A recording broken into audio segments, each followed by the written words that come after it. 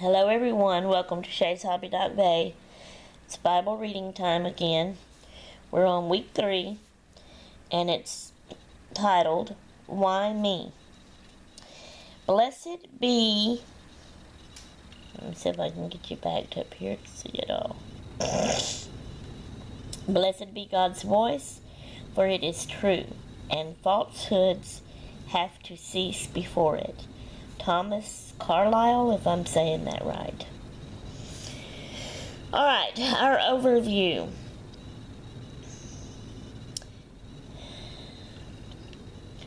James, the brother of Jesus, is believed to be the author of the New Testament book of James. He encourages his readers to demonstrate, now I'm not going to be able to pronounce this word right, validity? I don't know how to say it. Demonstrate the validity of their experience with Christ by doing what Christians are supposed to do. Live godly. Chapter 1 of James deals with trials and temptation and how a believer is to respond. The writer assures us that God can and will do a work in us during these times that will make us stronger and mature in Him. If, however, we do not respond properly to temptation and trials, we can give birth to sin in our lives. The remainder of the chapter encourages self-examination so that we are not deceived into believing we are something that we aren't.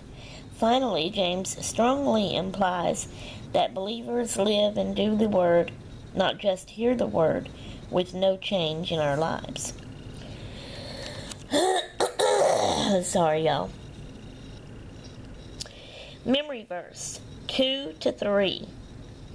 My brethren, count it all joy when you fall into various trials, knowing that the testing of your faith produces patience.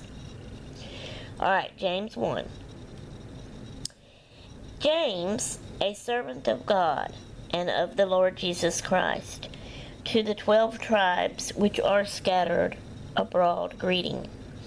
My brethren, count it all joy when ye fall into divers temptations, knowing this, that the trying of your faith worketh patience.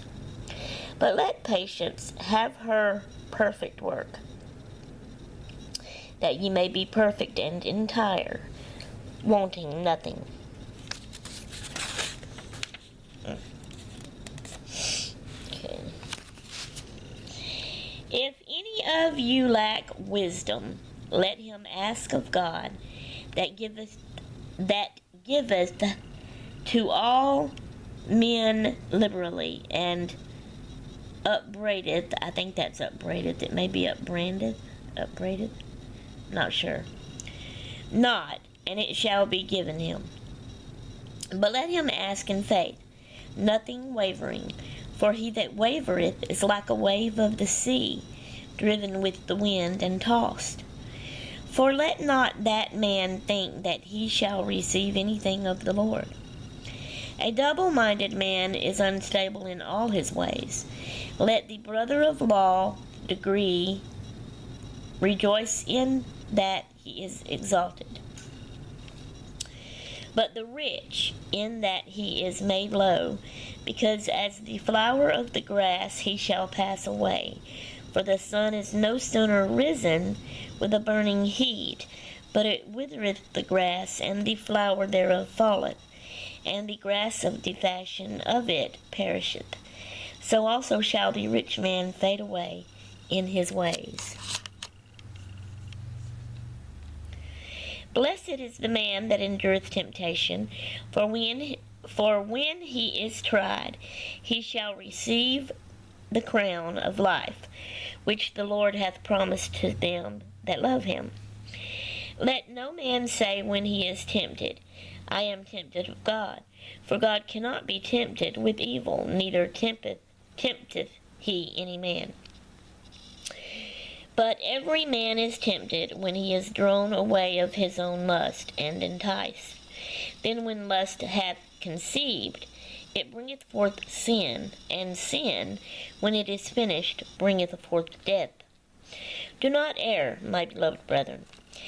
Every good gift and every perfect gift is from above, and cometh down from the Father of lights, with whom is no variableness, if I said that right, neither shadow of turning. Of his own will begat he us with the word of truth, that we should be a kind of firstfruits of his creatures. Wherefore, my beloved brethren, let every man be swift to hear, slow to speak, slow to wrath. For the wrath of man worketh not the righteousness of God. Wherefore lay apart all filthiness and superfluity of naughtiness, and receive with meekness the engrafted word, which is able to save your souls. But be ye doers of the word, and not hearers only, deceiving your own selves. For if any be a hearer of the word, and not a doer, he is like unto a man beholding his natural face in a glass. Sorry, y'all. For he beholdeth himself, and goeth his way, and straightway forgetteth what manner of man he was. But whoso looketh into the perfect law of liberty, and continueth therein, he being not a forgetful hearer, but a doer of the work, this man shall be blessed in his deed. If any man among you seem to be religious, and bridleth, I think that's what that is, not his tongue, but deceiveth his own heart, this man's religion is vain. Pure religion and undefiled before God and the Father is this, to visit the fatherless and widows in their affliction, and to keep himself unspotted from the world. And then there's your thoughts, insight. What is the Lord saying to me? I did read.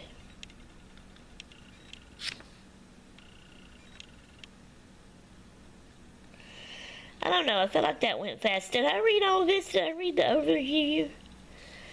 And the memory verse? I guess I did. Yeah. That one. Seems like that went kind of fast to me. Anyway, your thoughts, insight. What is the Lord saying to me? And then where you check it that you've read it each day. So now the next one that I'll read tomorrow for y'all is week 4. Alright guys, hope y'all are enjoying this. I'm out of here until next time I'm done. I'm going to the loo.